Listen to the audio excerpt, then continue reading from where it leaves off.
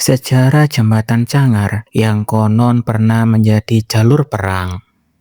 Jembatan Cangar ternyata menyimpan jejak sejarah panjang yang tak banyak diketahui. Akses vital yang menghubungkan Kabupaten Mojokerto dengan Kota Batu ini awalnya hanyalah jalan setapak yang dibuka pada masa pendudukan Jepang sekitar tahun 1940-an. Seiring waktu, jalur tersebut berkembang dan menjadi bagian penting dalam mobilitas warga hingga kepentingan militer, termasuk saat agresi militer Belanda I.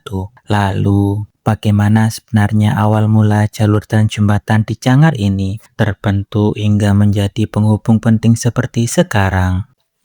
Secara geografis, Jembatan Cangar berada di atas ketinggian 1.200 meter di atas permukaan laut. Sungai yang berada di bawah jembatan memiliki arus deras yang melewati air terjun Watu Lumpang, air terjun Watu Ondo, serta Cuban Cangar yang berada di kawasan Gunung Welirang. Jembatan Cangar awalnya bukan dibangun untuk jalan raya seperti sekarang. Pada masa pendudukan Jepang, yaitu tahun 1942 sampai 1945, jalur ini hanyalah berupa jalan pintas di tengah hutan untuk memangkas rute. Sebab jika melewati jalur utama, maka harus muter jauh melewati Sidoarjo. Saat itu, akses yang ada masih sangat sederhana. Jembatan Cangar belum ada wujudnya. Para tentara Jepang membuat jalan setapak yang hanya bisa dilalui pejalan kaki dan gerobak. Merangkum dari berbagai sumber, kala itu masyarakat pribumi difungsikan sebagai porter atau pesuruh pembawa barang bawaan untuk membawa barang kebutuhan para serdadu. Selain untuk mobilitas pasukan, jalur ini juga dimanfaatkan sebagai akses menuju titik pemantauan di Gunung Arjuno, sekaligus menjadi bagian dari sistem logistik perang. Hal ini diperkuat dengan adanya gua-gua di kawasan Cangar. Di sekitar jalur tersebut memang terdapat gua-gua yang dibangun pada masa Jepang. Lagi-lagi tenaga pribumi digunakan untuk membangun gua-gua ini. Mereka menyebut gua tersebut hendak digunakan sebagai tempat perlindungan warga, namun ternyata digunakan untuk menyimpan perbekalan hingga harta rampasan perang. Tak hanya berhenti di masa pendudukan Jepang, perbudakan pribumi masih berlanjut pada agresi militer Belanda I pada tahun 1947.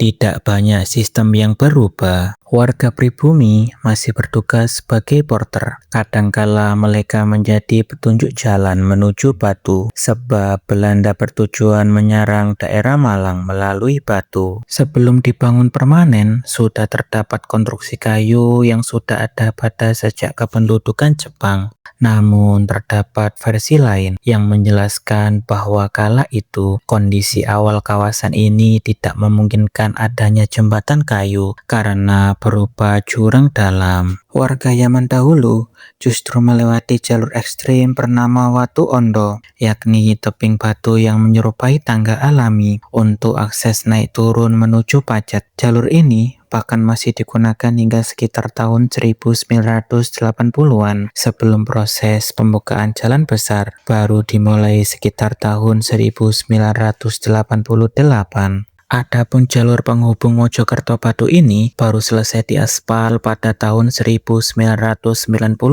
hingga tahun 1995 hingga mulai banyak dimanfaatkan oleh pemudik maupun wisatawan. Meski sekarang menjadi akses penting, medan yang melintasi Gunung Welirang dan Gunung Arjuno ini dikenal curam serta rawan longsor, sehingga pengendara tetap perlu berhati-hati saat melintas. Itulah informasi seputar Jembatan Cangar. Keindahan alam di sekitarnya memang patut diacungi jempol. Namun tetap ingat selalu untuk berhati-hati saat melewatinya, mengingat Jembatan Cangar merupakan kawasan rawan longsor serta memiliki medan curam. Demikianlah cerita dari saya. Semoga teman-teman dapat terhibur dengan cerita ini. Buat teman-teman yang mempunyai cerita versi lain, bisa tulis di kolom komentar.